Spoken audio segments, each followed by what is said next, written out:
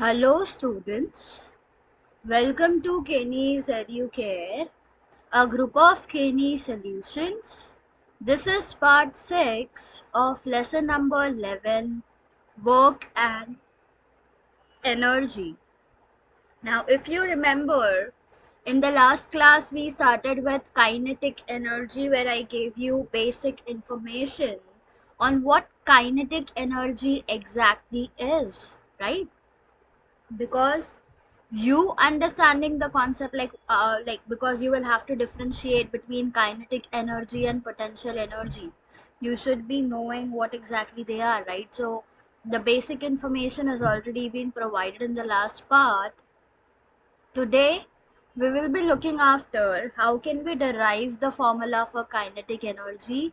If any one of you can come up with the formula, if you all know, I'm not asking the derivation, just the formula part.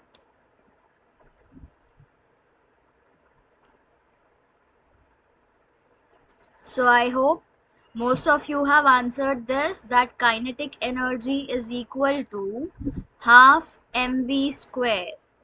What it is equal to? Half mv square, right? Where m is mass, v is velocity. Okay. So you know that there are like 5 to 6 activities based on this kinetic energy. Along with activities, there are some numerical examples which have been given. So after the derivation part, we will be going through the activities and the numerical part.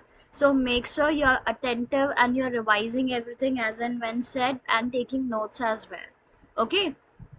So before I proceed with this part, I want each one of you to please start revising whatever notes you have taken so far for this lesson, work and energy, starting from part 1. Okay, and now as we are on to part 6, your revision should be very different, where you are like making yourself understand the concepts. You are like saying the concepts to yourself, and that is going to build a different kind of confidence within you.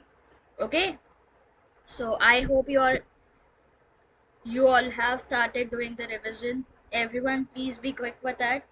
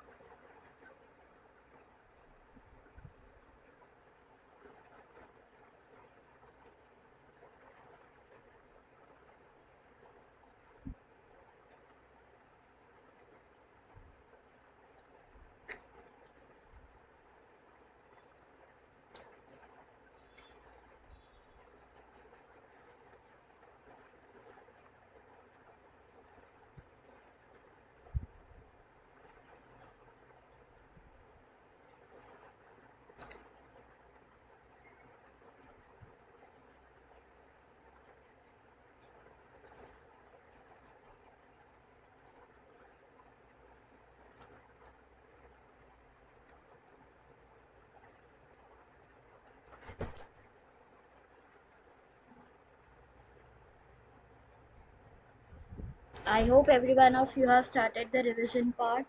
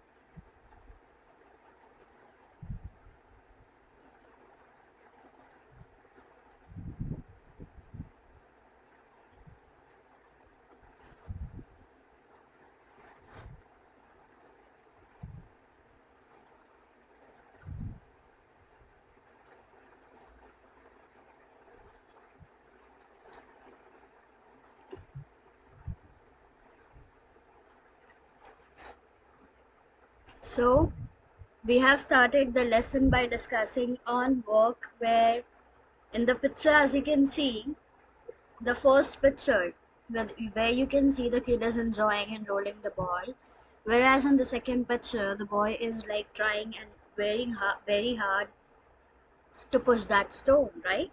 So in both the cases, can you tell me in which one the work is done and in which one the work is not done?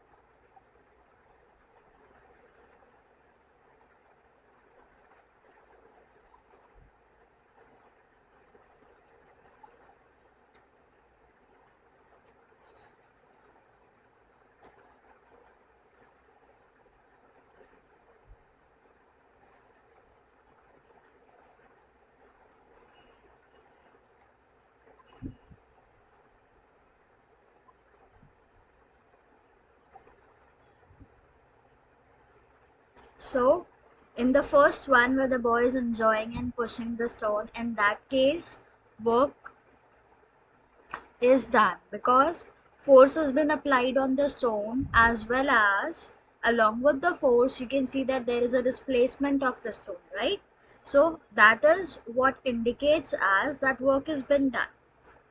Whereas in the second case, because it has not moved from its place, because there is no displacement, we cannot say that work has been done over there. Okay, so I want each one of you to please go through this slide where we studied that not much work in spite of working hard.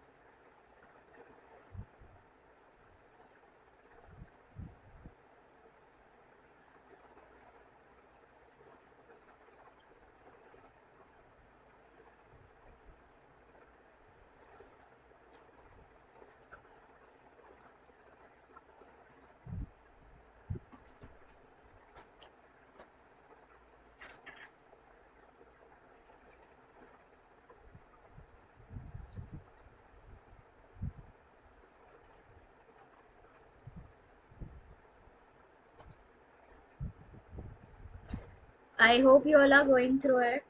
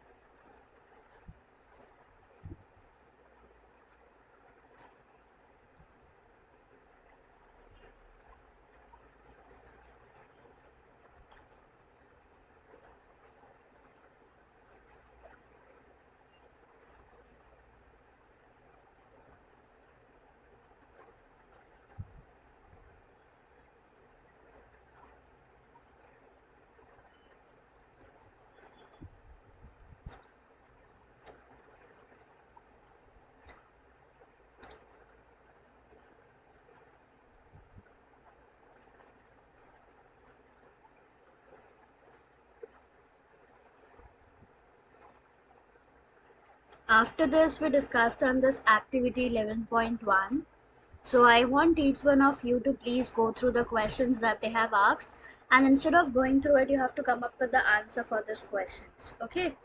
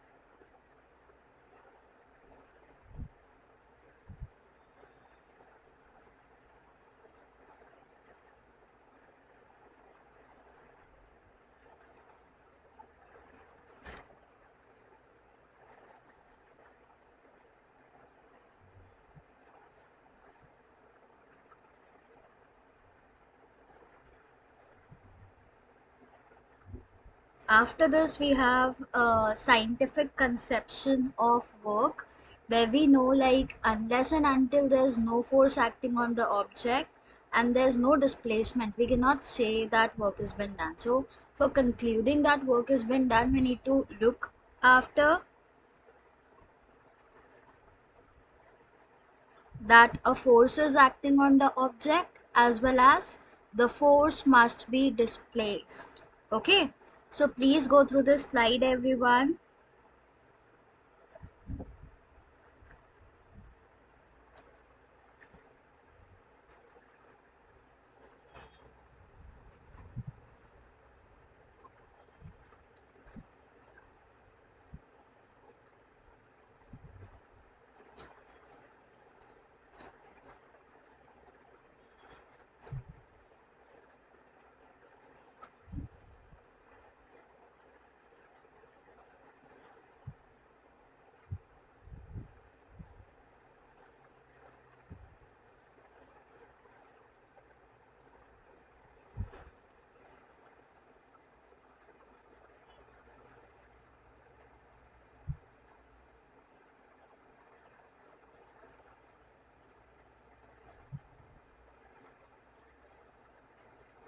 Then we have this activity 11.2.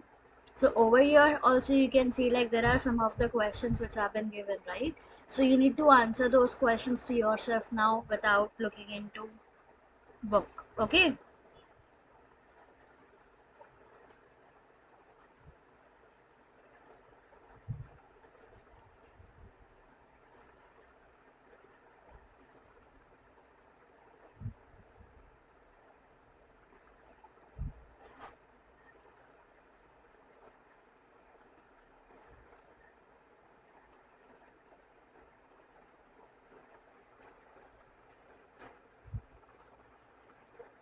So I hope you are trying it from your end.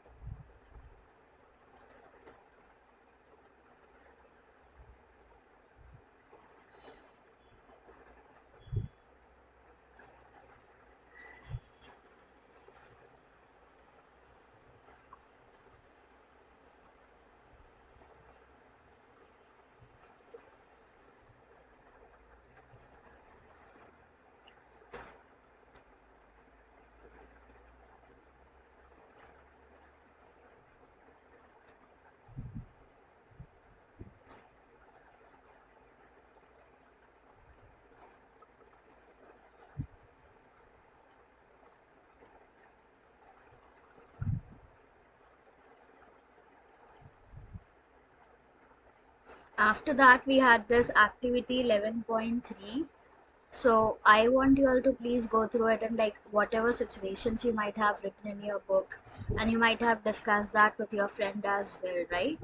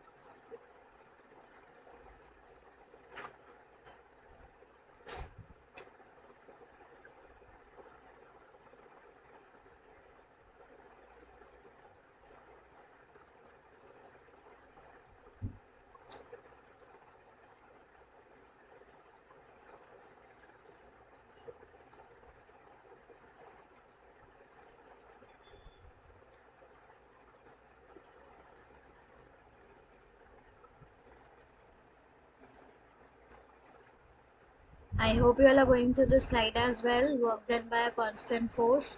So here we have the formula for the force that we came up with, that is equal to force into displacement, right? S is displacement.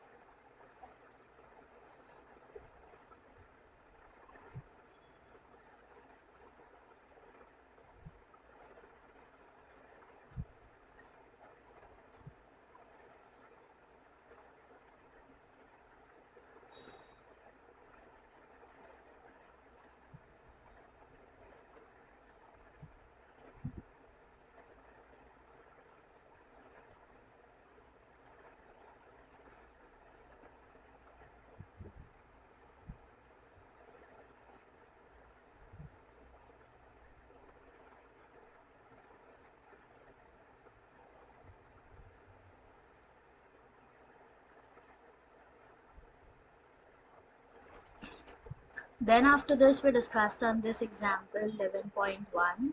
So I just want you all to please go through it quickly.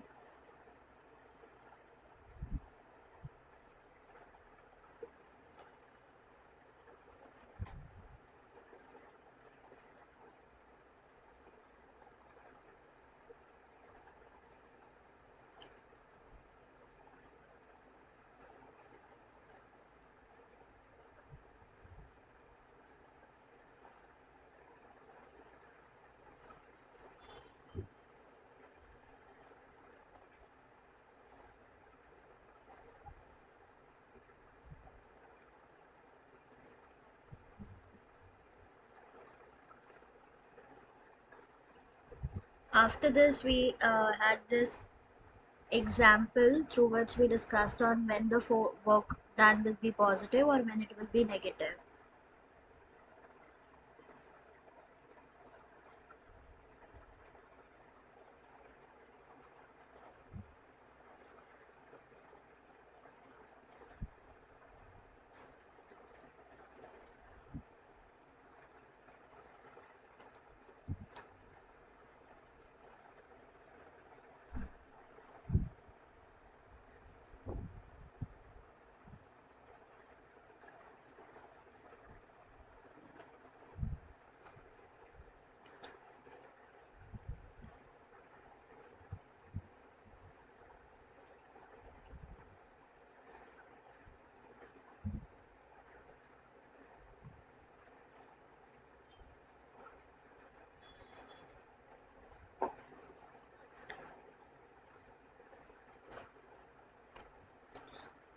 So over here we have activity 11.4, and when the work done by the force will be positive or negative, right? So I want you all to please go through it as well.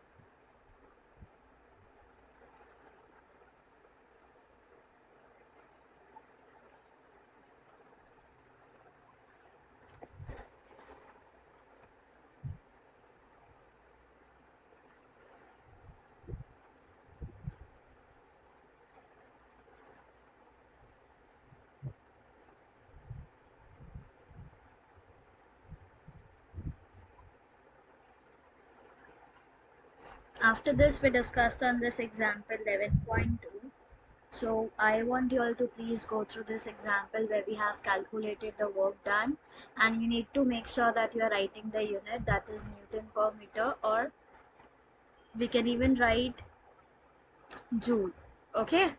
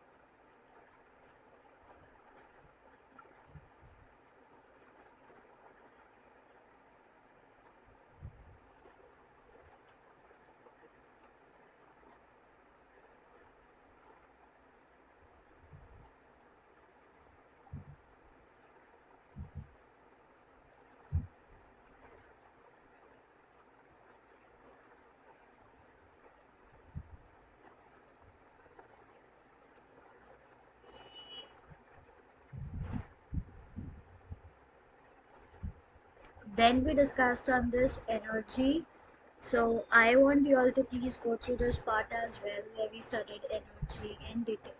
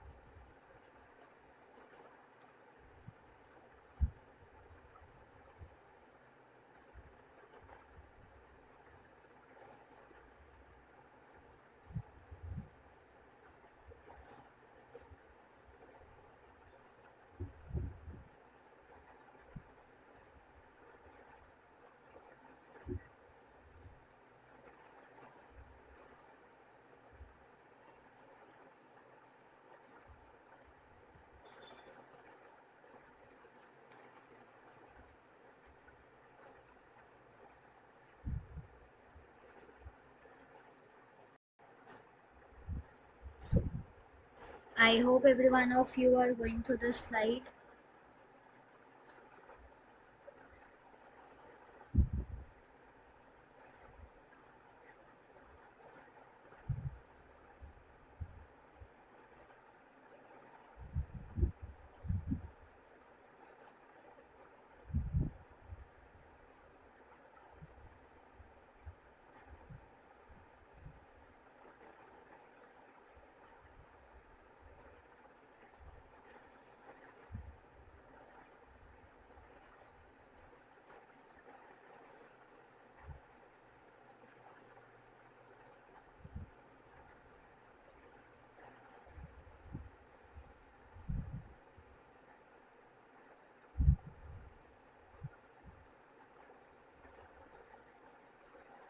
After this, we discussed on more about energy, which is the unit that we represent for energy, what exactly joule is, how can we define energy, because the scientific definition for work is different. Same way, the scientific definition for energy is also very different, right?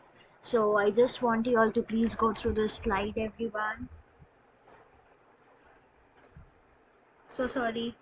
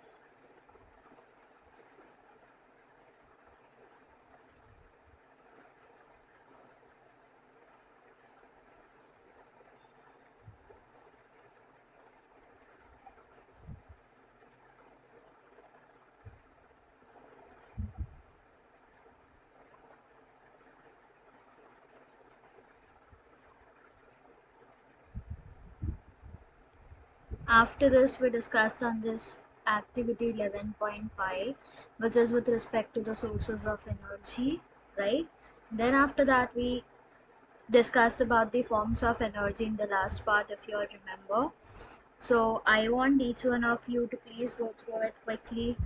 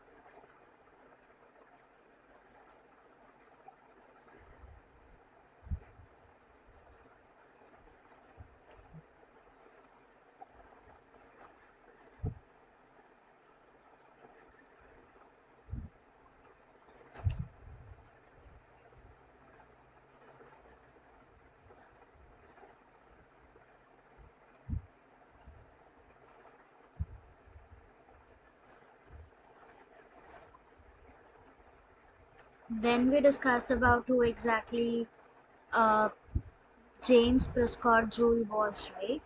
So I just want each one of you to please go through it quickly.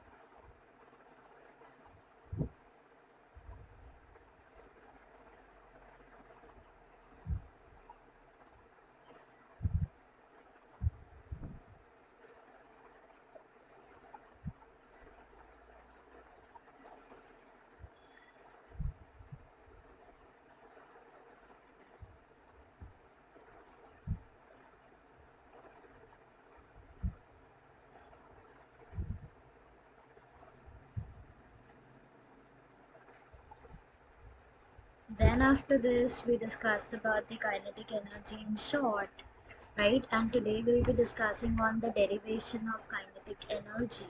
How can we derive the formula that is half mv square for kinetic energy, right?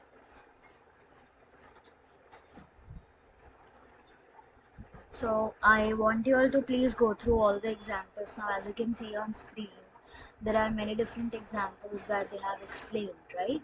So I want you all to please go through this.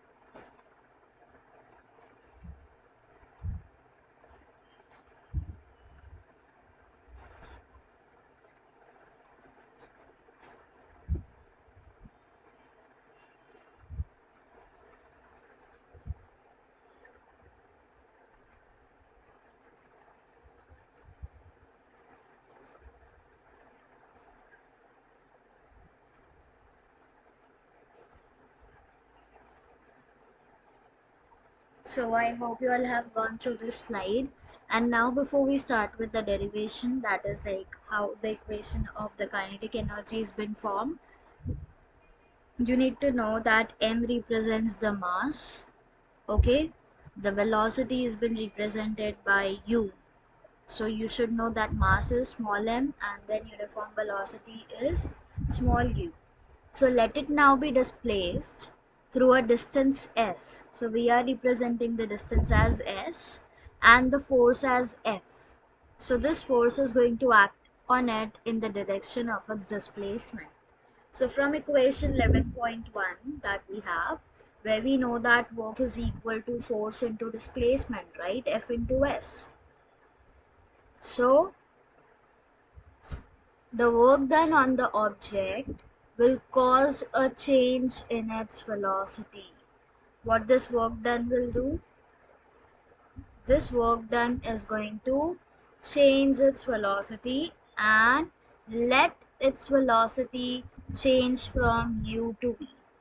What is going to change from u to v, and a be the acceleration produced.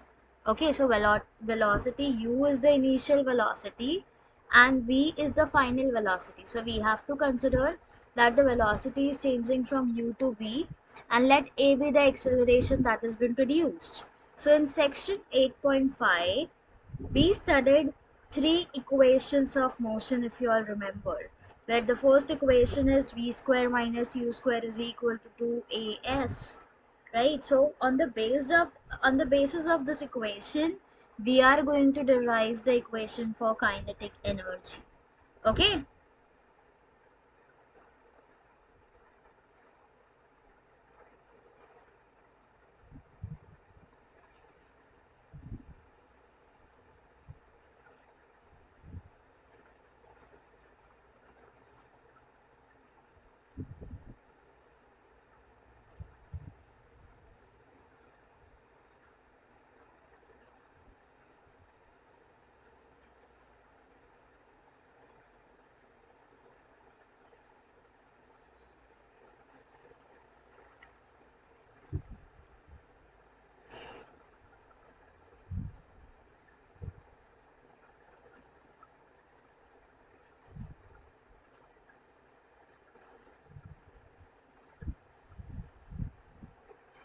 So see, now we have the three equations that we have started, and from that one of the equation is v square minus u square is equal to 2as, right? So we are going to use this equation, and once you alter it, because we need to find out the distance, right? S is the distance, so distance is equal to, you have taken this s over here, so s is equal to v square minus u square upon 2a.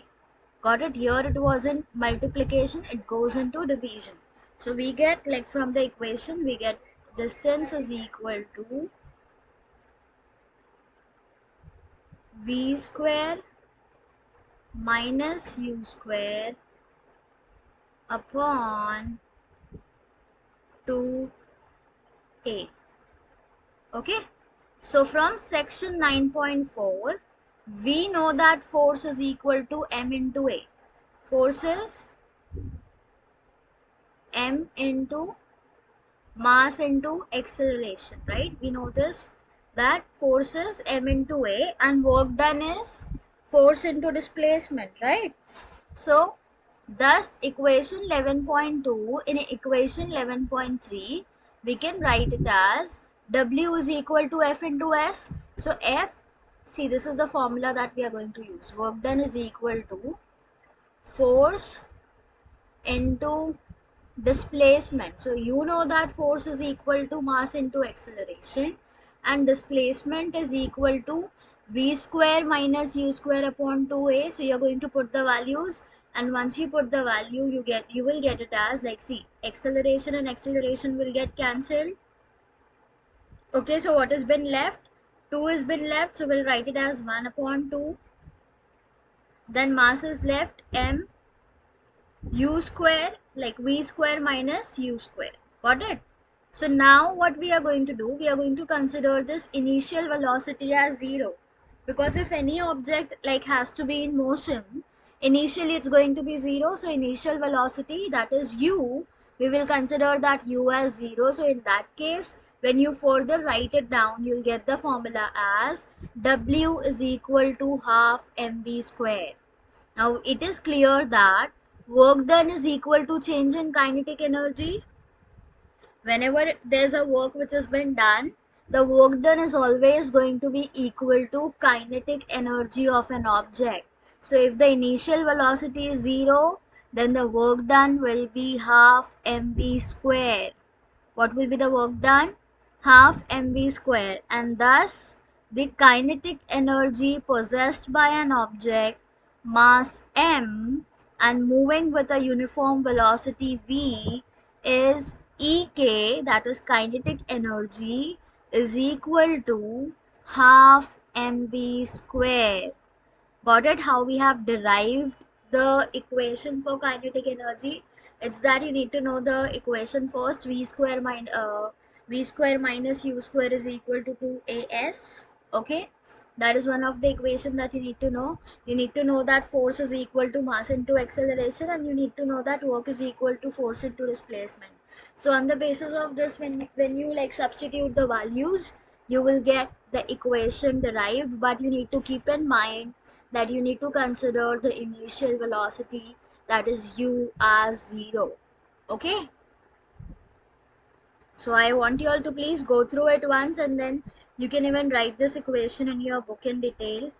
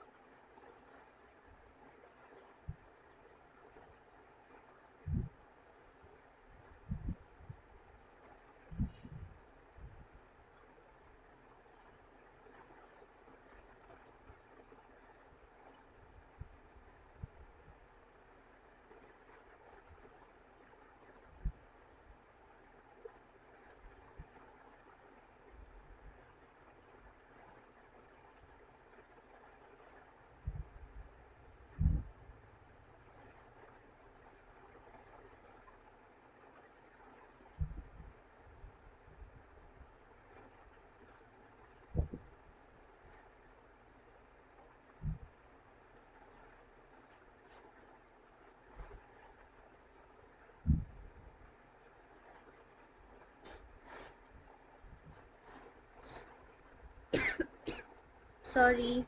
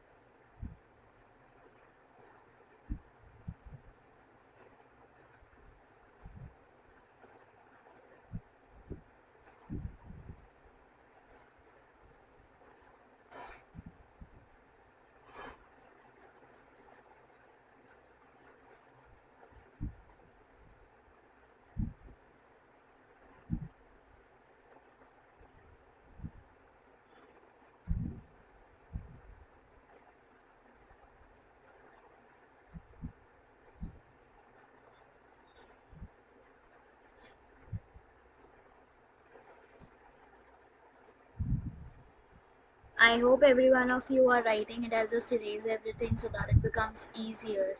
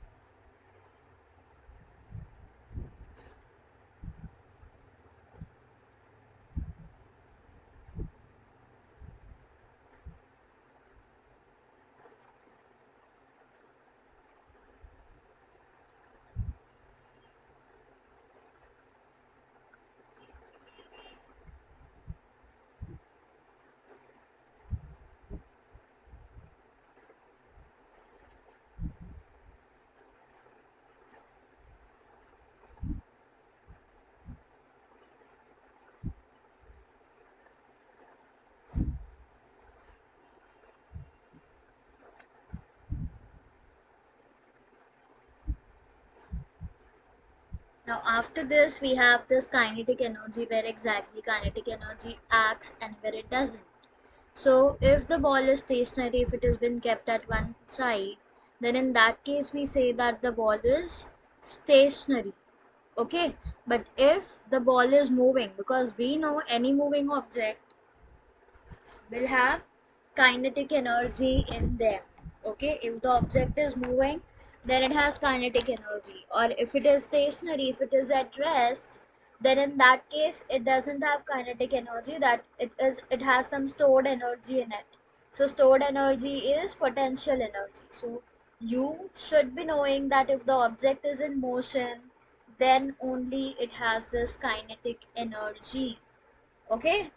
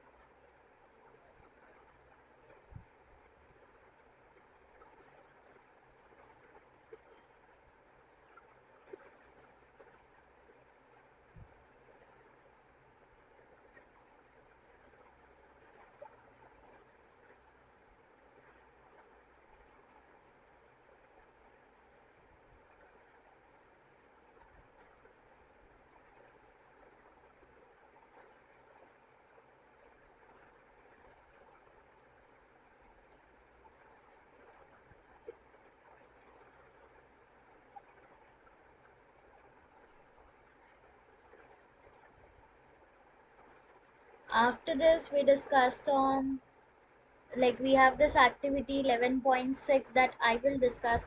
I'm only going to discuss this one activity. Okay, see, take a heavy ball, drop it on a thick bed of sand. So imagine yourself taking a heavy ball and you're dropping that on sand. Okay, so a wet bed of sand will be better. If you can make it wet, it will be better. So drop the ball on the sand bed from height of about 25 centimeter. Okay, and the ball is going to create a depression. Okay, what are we going to create? We are going to create a depression. So repeat this activity from heights of 50 centimeter, 1 meter and 1.5 meter, and ensure that all the depressions are distinctly visible. Okay, what you need to ensure, that whatever depressions have been created on the sand by the ball, they are visible properly, and mark the depression to indicate the height from which the ball was dropped and compare their depths. Okay, so while you do this activity, you have to check which one of them is the deepest and which one is the shallowest, and you need to come up with the reason why some of them are going very deep whereas some are like going shallowest. Okay, so what has caused the ball to make a deeper dent? Discuss and analyze. So what do you think, what has caused this? So before I start teaching you this, I want you all to please come up with an answer for it.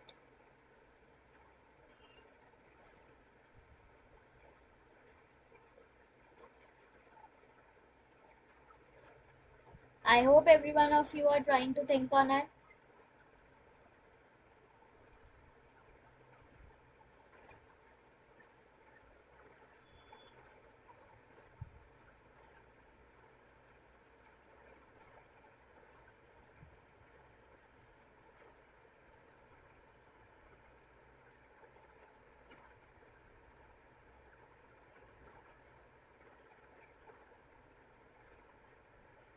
So see, what explanation you can write over here is an object or body possess potential energy at a certain height.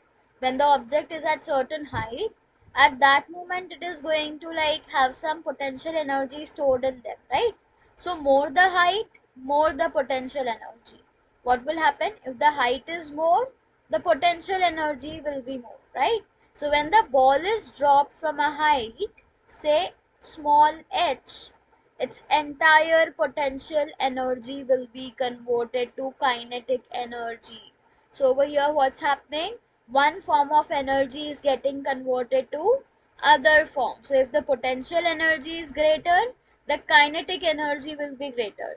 So just imagine if the ball is at height of 1.5 meter, it's going to possess more potential energy when it is dropped, and its potential energy will get converted to kinetic energy, and because the kinetic energy is greater, the ball is going to create the deepest depression.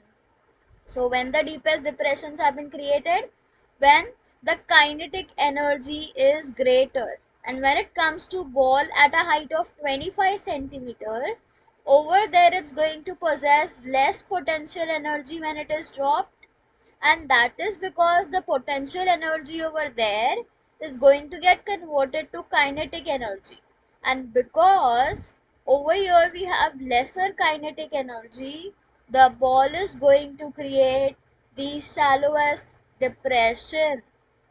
Got it, everyone? So if the kinetic energy is more, it will create deepest depression. If the kinetic energy is less, it is going to make a shallower depression. And what you can conclude over here is that this activity explains that any object that possesses energy can do work. Okay, so be it any object, if that object possesses any energy, then it can do work, and more the energy, more the work will be done. So if you have more energy, you can do more work, but if you have like no energy, it becomes difficult to do your work, right?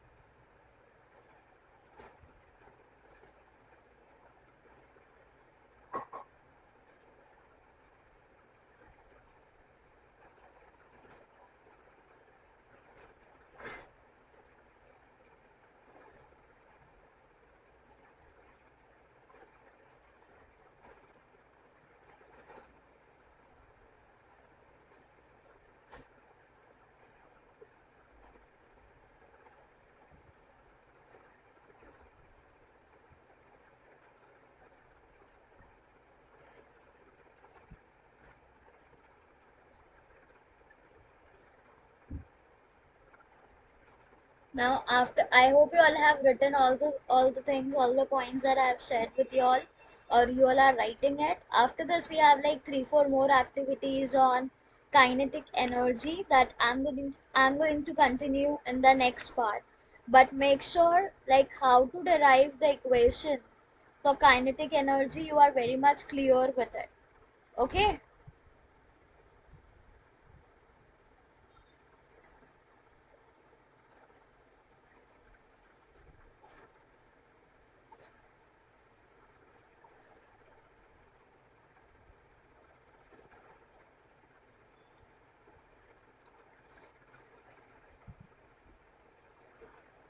I'm giving you 1 more minute to complete writing whatever we had discussed with respect to this activity.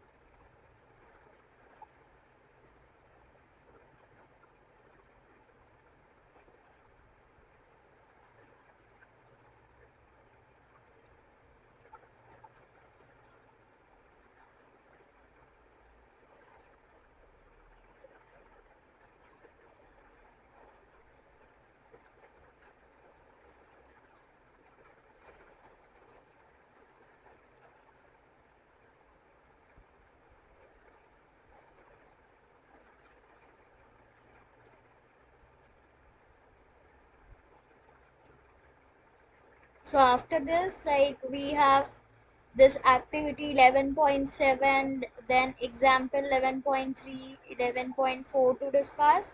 And then after discussing on this, we will be like studying about potential energy in detail once we complete studying about kinetic energy. Okay. So potential energy we have under this, like we have activity 8, 11.8, 11.9, 11.10, 11.11, 11.12. So like there are 5 different activities that we are going to discuss under potential energy. Though the concept given isn't short, but they have tried to explain us that with real life examples. Okay. Then we have potential energy of an object at a height. We'll discuss this as well, and we will be coming up with certain equations for that. So we have an example 11.5 on it as well. Then we have example 11.6. After that, we have this various forms of energy. Like the question is whether this various energy forms are interconvertible or not. So we'll be discussing on that. Then we have activity 11.13 to discuss, activity 11.14, and then we have this law of conservation of energy that we will be discussing. So law of conservation of energy states that like the total energy will be equal to kinetic energy plus potential energy. So we'll be discussing that. Then we have this activity 11.5 to 11.15 to discuss, and then we have a concept as rate of doing work. So we'll be discussing on that as well. Then we have activity 11.16, 11.7, 11.8, and then after discussing these examples and activities, we have this commercial unit of energy to discuss in detail. So we'll be doing that as well. Then we have example 11.9, activity 11.17, and at the end, finally we have the summary to discuss. Okay. So after this summary, we have a few exercise questions to discuss. I'm going to show you the questions one by one, and I want each one of you to please go through this thoroughly.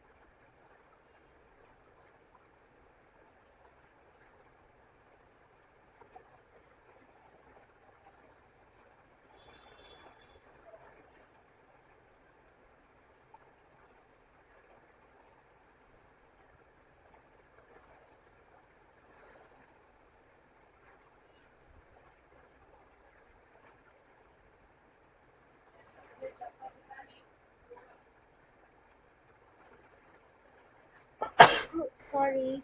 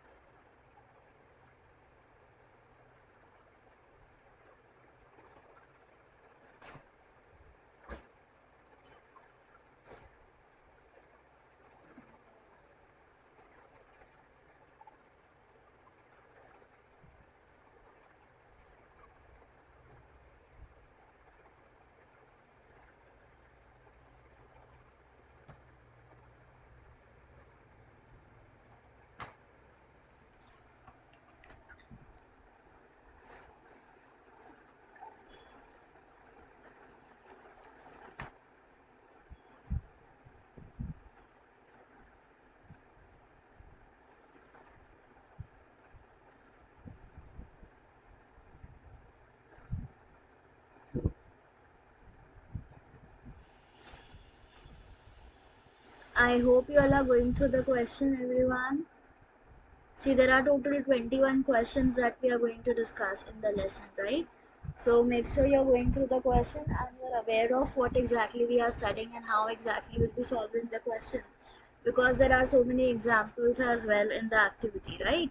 So this is how we will be ending up with the lesson work and energy, and make sure you revise everything before you join for the next part. Okay? So I'll end this over here. Thank you everyone.